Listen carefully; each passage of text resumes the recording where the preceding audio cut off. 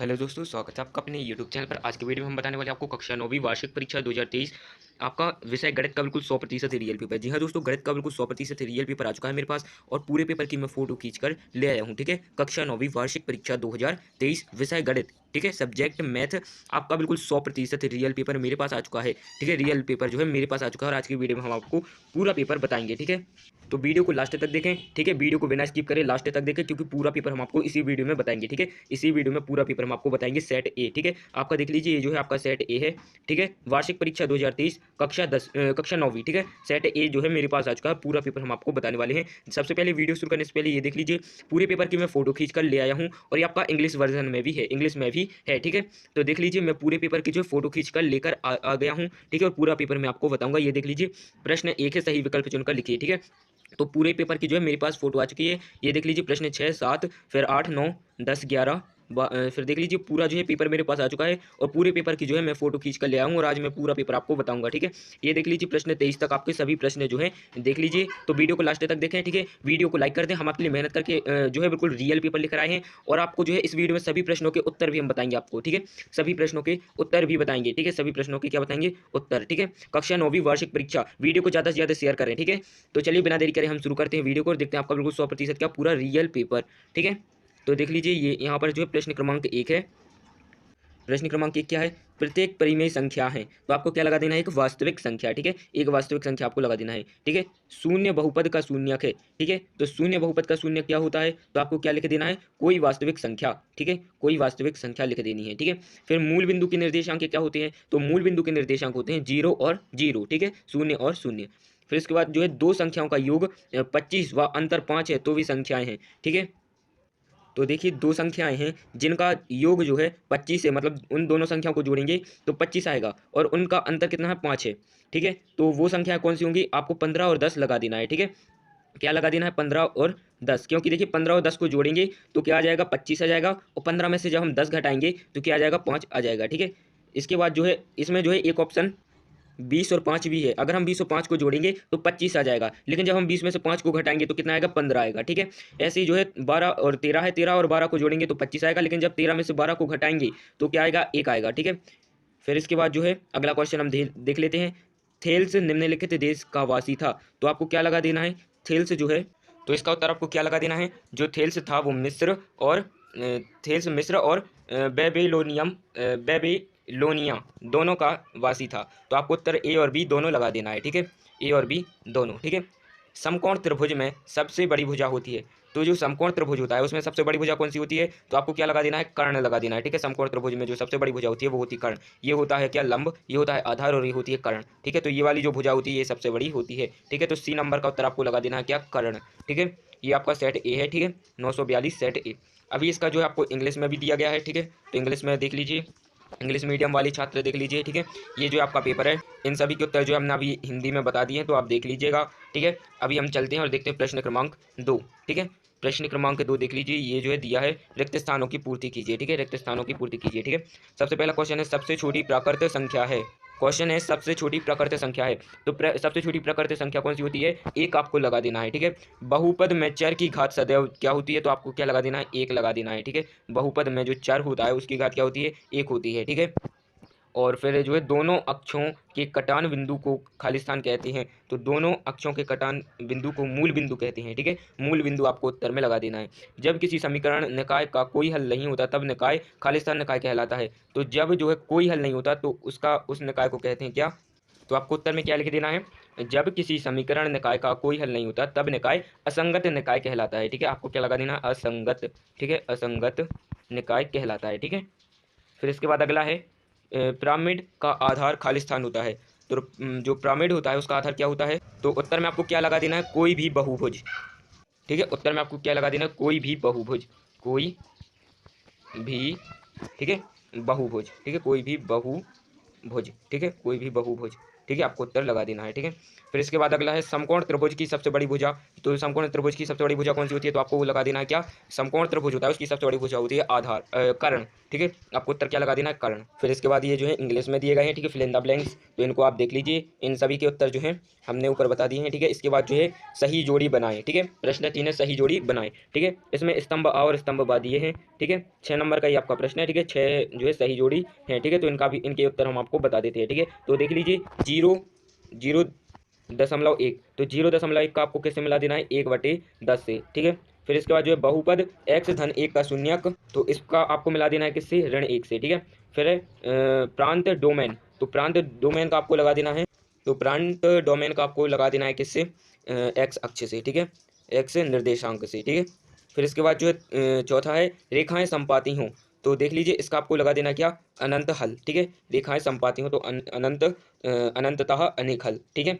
फिर इसके बाद जो है दो समान वृत्तों की त्रिज्याएं, तो आपको किससे लगा देना है, आपको इसका, तो आपको इसका लगा देना है समान से, ठीक है, समान होंगी, ठीक है। दो दो समान वृत्तों की त्रिज्याएं कैसी होंगी, समान होंगी, ठीक है। त्रिभुज जिसका कोण समकोण हो, तो आपको क्या लगा देना है, समकोण त्रिभुज। त्रिभुज जिसका एक कोण क्या हो, 90 अंश का हो, तो वह कौन सा कोण होता है, समकोण त्रिभुज होता है। वह कौन सा त्रिभुज होता है, समकोण त्रिभुज, ठीक है। फिर इसके बाद जो है अगला क्वेश्चन देख लेते हैं, प्रश्न क्रमांक 4, ठीक है। प्रश्न क्रमांक 4 देख लेते हैं हम, ठीक है। प्रश्न क्रमांक 4 और 5, तो देखिए हमारे जो है 3 के बाद जो प्रश्न 4 और 5 की जो है हम फोटो नहीं ले पाए हैं, ठीक है। तो उन प्रश्नों को हम आपको जल्दी जल्दी बता देंगे। अभी जो हम आपको प्रश्न क्रमांक 6 बता देते हैं, ठीक है, 6 से लेकर जो है आपके लास्ट तक 4 और 5, प्रश्न क्रमांक 4 और 5 हम अगले वीडियो में आपको बता देंगे, ठीक है। अगले वीडियो में हम आपको पूरे पूरे जो है प्रश्न क्रमांक 5 और 4 जो है बता देंगे, और सभी प्रश्नों के उत्तर भी हम आपको बता देंगे, ठीक है। अभी प्रश्न क्रमांक 6 है, ज्ञात कीजिए 125 के ऊपर 1/3 की घात, ठीक है, 2 नंबर का प्रश्न है। इसका हल हम देख लेते हैं। तो देखिए दोस्तों, यहाँ पर प्रश्न 6 है, ठीक है। इसका हल हम देख लेते हैं। 125 के ऊपर 1/3 की घात, ठीक है, तो इसको जो है ज्ञात करना है। तो देखिए 125 के ऊपर 1/3 की घात, ठीक है। अभी हम 125 को क्या लिख सकते हैं, 125 के जब हम अभाज्य गुणनखंड निकालेंगे 125 के, तो सबसे पहले हम इसको 5 से भाग देंगे, तो क्या हो जाएगा, 25 आ जाएगा। फिर हम 5 से करेंगे तो देखिए 5 आ जाएगा, और फिर हम 5 से करेंगे तो 5 एकम 5, मतलब कि इसके अभाज्य गुणनखंड, इसके जो गुणनखंड आ रहे हैं 125 के, वो क्या आ रहे हैं, 125 के गुणनखंड आ रहे हैं 5 गुणा 5 गुणा 5।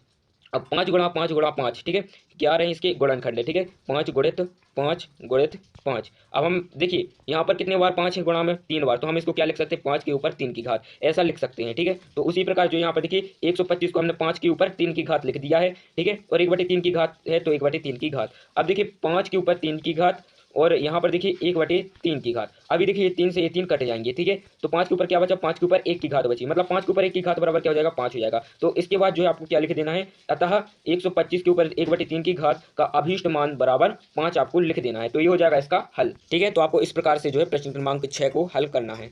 फिर इसके बाद जो है प्रश्न क्रमांक 6 के बाद जो है प्रश्न क्रमांक 6 का अथवा है, क्या शून्य एक परिमेय संख्या है, क्या आप इसे p के रूप में लिख सकते हैं, जहाँ p और q पूर्णांक हैं और q बराबर नहीं है 0, ठीक है। तो ये जो है 2 नंबर का प्रश्न है। तो ये जो है आपको हमने प्रश्न 6 बता दिया है, तो अथवा वाला आपको जो है नहीं करना है, अथवा वाला छोड़ना है, ठीक है। इसके बाद हम प्रश्न 7 देख लेते हैं। ऋण 1 और 2 के बीच 2 परिमेय संख्या लिखिए। ऋण 1 और 2 के बीच आपको कोई 2 परिमेय संख्या लिखनी है, ठीक है। तो इसका हल हम देख लेते हैं। तो देखिए दोस्तों, यहाँ पर देखिए आप लोग, ऋण 1 और ऋण 2 को 4/4 से गुणा करके लिखने पर, ठीक है। तो देखिए दोस्तों, यहाँ पर हम 4/4 से गुणा क्यों कर रहे हैं, क्योंकि देखिए यहाँ पर जो है आपको क्वेश्चन में जो है आपको 2 परिमेय संख्या ज्ञात करनी थी 1 और 2 के बीच, लेकिन देखिए दोस्तों यहाँ पर जो है 3 जो है वो 2 परिमेय संख्या वाला जो है सॉल्यूशन हमें नहीं मिल रहा था, ठीक है। अभी जो है हमें जो गाइड में जो है 3 संख्याएं ज्ञात करनी थी, ऋण 1 और 2 के बीच जो है 3 परिमेय संख्या ज्ञात करने वाला क्वेश्चन मिला था, तो हम आपको वही बता दे रहे हैं, ठीक है।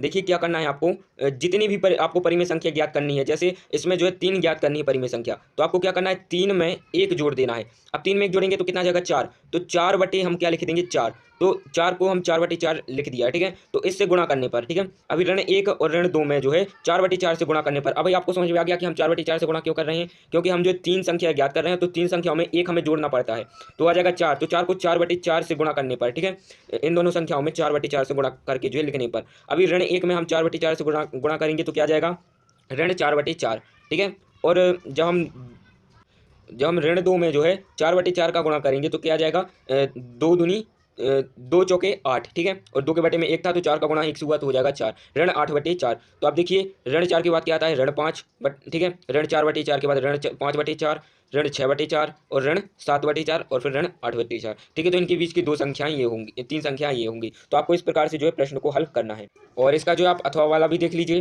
ठीक है। अथवा वाला क्या है, 3/5 और 4/5 के बीच आपको 2 परिमेय संख्याएं ज्ञात करनी है, ठीक है। तो 2 परिमेय संख्या आपको ज्ञात करनी है, तो इसको कैसे ज्ञात करेंगे, देखिए 2 परिमेय संख्या ज्ञात करनी है तो 2 धन 1 लिख देंगे, ठीक है। तो बराबर क्या हो जाएगा 3। अभी जो है हम इस 3 को बटे में 3 कर देंगे, ठीक है। अभी हम 3/5 में 3/3 से गुणा करेंगे और 4/5 में भी 3/3 से गुणा करेंगे। तो जब हम 3/5 में 3/3 से गुणा करेंगे तो क्या हो जाएगा, 3 त्रिका 9/5 या 15, 9/15 आ जाएंगे, ठीक है, 9/15 हो जाएंगे, ठीक है। और जब हम 4/5 में 3/3 का गुणा करेंगे, 3/3 का, तो क्या हो जाएगा, क्या हो जाएगा, 4×3=12/5=15, ठीक है, 9 और 12, ठीक है, 9/15 और 12/15, ठीक है, क्या आ रहा है 9/15, ठीक है, 9/15 और 12/15। तो 9 के बाद क्या हो जाएगा 10/15 और ये हो जाएगा 11/15, ठीक है, और ये हो जाएगा 12/15। तो देखिए 3/5 और 4/5 के बीच की दो परिमेय संख्या कौन सी हो जाएंगी, 10/15 और 11/15, ठीक है। तो इस प्रकार से जो है ये सवाल हो जाएगा। फिर इसके बाद क्वेश्चन नंबर हम 8वां देख लेते हैं। क्वेश्चन नंबर कौन सा, 8वां, ठीक है। क्वेश्चन नंबर 8वां क्या है, निम्नलिखित में से प्रत्येक के x का गुणांक लिखिए, ठीक है। तो आपको देखिए बहुत ही इजी सा जो क्वेश्चन आ चुका है, ये देख लीजिए, एक ये है और एक ये है। इसमें जो आपको केवल क्या लिखना है, x का गुणांक, मतलब x के गुणा में क्या है। तो देख लीजिए यहाँ पर जो है सबसे पहले तो देख लीजिए एक x यहाँ पर है और एक x यहाँ पर है, लेकिन यहाँ पर जो है सिर्फ x का गुणांक लिखना है और यहाँ पर क्या है, ये x² है। तो यहाँ पर जो आपको सिर्फ क्या हो जाएगा, x का गुणांक दिखना है, तो x का गुणांक क्या है, π/6, π/6, ठीक है। तो पहले का उत्तर हो जाएगा π/6 और दूसरे का हम देखें तो x का गुणांक यहाँ पर 2 है और x का गुणांक यहाँ पर 3 है, तो x का गुणांक 2 और 3 हो जाएंगे। इसके बाद जो है प्रश्न आपको अथवा में दिया है, 8वीं के अथवा में, x = 2 पर बहुपद 5x ऋण 4x वर्ग धन 3 का मान ज्ञात कीजिए। अगर आपको बहुपद ये दिया है 5x ऋण 4x वर्ग धन 3, अगर इसमें x का मान 2 है तो आपको इसको हल करना है। तो सबसे पहले तो आप ये देख लीजिए कि इसमें जो है 2 की घात है, मतलब ये जो है द्विघात बहुपद, ठीक है। तो इसका हम हल देख लेते हैं, आपको बता देते हैं। तो देखिए क्वेश्चन आपको इस प्रकार से था, x = 2 पर बहुपद 5x ऋण 4x वर्ग धन 3 का मान लिखिए। तो देखिए सबसे पहले आपको क्या लिखना है, दिया है, क्या दिया है, दिया क्या है, 5x ऋण 4x वर्ग धन 3 दिया है और x = 2 रखने पर अब बहुपद का क्या लिख देंगे हम, मान, बहुपद का मान। तो देखिए 5 का 5 लिख देंगे, x का मान कितना है 2 है, तो देख लीजिए x की जगह पर हम क्या लिख देंगे, 2 लिख देंगे, ठीक है, x की जगह पर क्या लिख देंगे, 2 लिख देंगे। ऋण का ऋण लगा देंगे, 4 का 4 लिख देंगे और यहाँ पर जो है x वर्ग की जगह पर जो है 2 लिख देंगे और वर्ग का वर्ग लगा रहेगा, धन 3 का धन 3 लिख देंगे, ठीक है। फिर इसके बाद क्या होगा, 5 दूनी 10, ठीक है। फिर इसके बाद जो है 2 का वर्ग क्या हो जाएगा, 2 का वर्ग हो जाएगा 4, ठीक है, 2 का वर्ग क्या हो जाएगा 4, 4 और 4 का गुणा हो जाएगा तो हो जाएंगे 4 × 4 = 16, ठीक है। तो 16 जो है ऋण 16 ये ऐसे आ जाएंगे और यहाँ पर देखिए धन 3 है तो धन 3 का हो जाएगा क्या, धन 3, ठीक है। फिर इसके बाद क्या होगा, ये आ गया बहुपद, ठीक है, ये आ गया। अब इसको हम क्या करेंगे, सॉल्व करेंगे, ठीक है। इसको क्या करेंगे, सॉल्व, 10 ऋण 16 धन 3, ठीक है, 10 ऋण 16 धन 3, ठीक है। तो देखिए सबसे पहले तो हम इसको सॉल्व कर लेते हैं, ठीक है। तो देखिए 10 जो है धन का है और 16 जो है ऋण का है।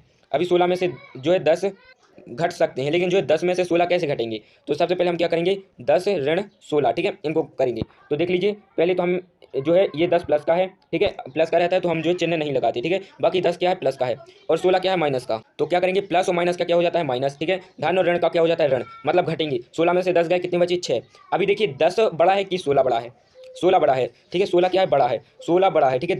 धन के 10 और ऋण के 16 और इसका मान कितना आ रहा है, 6। अभी 16 बड़ा है, 16 बड़ा है मतलब 16 किसका है, ऋण का है, तो 6 किसका हो जाएगा, ऋण का हो जाएगा। बड़ी संख्या का चिन्ह जो होता है वही जो है जो आंसर में संख्या निकलती है उसका मान वही उसका चिन्ह होता है जो बड़ी संख्या होती है, ठीक है। 10 ऋण 16 क्या हो जाएगा, 16 में से 10 क्या बचेंगे, 6। 16 बड़ी संख्या है और बड़ी संख्या माइनस की, इसलिए 6 क्या होगा, माइनस का हो जाएगा। माइनस के 6 और धन के 3 ये बचे थे, ठीक है, तो माइनस के 6 धन के 3, ठीक है। अभी क्या होगा, धन ऋण और धन क्या हो जाएगा, ऋण और धन हो जाएगा क्या, ऋण, ठीक है। 6 में से 3 गए, बचेंगे कितने, 3। अब बड़ी संख्या क्या है, 6 है, 6 किसकी है, माइनस की, तो माइनस का 3 हो जाएगा। इस प्रकार से जो है माइनस का 3 आ रहा है, ठीक है। तो आप लोग जो है समझ गए होंगे इस प्रश्न को। वीडियो जो है बड़ी हो रही है तो आज की वीडियो में इतना ही, अगले वीडियो में जो हम आपको आगे के सवाल समझा देंगे। तो चलते हैं, जय हिंद।